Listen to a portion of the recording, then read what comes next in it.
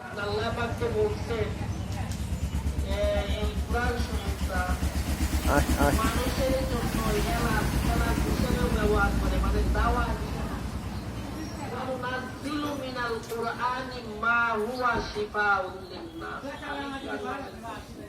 শিফা মানে রোগ মুক্তির জন্য।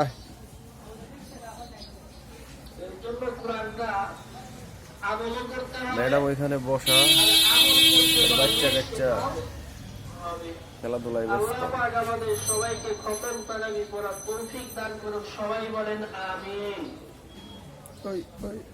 4 নম্বরে বলতেছে এমন একটা মাস আছে, এই মাসে একটা নফল ইবাদত বন্দী করলে অন্য মাসের ফরজ ইবাদত করার সওয়াব আল্লাহ পাক দিয়ে দিবে, বলেন সুবহানাল্লাহ।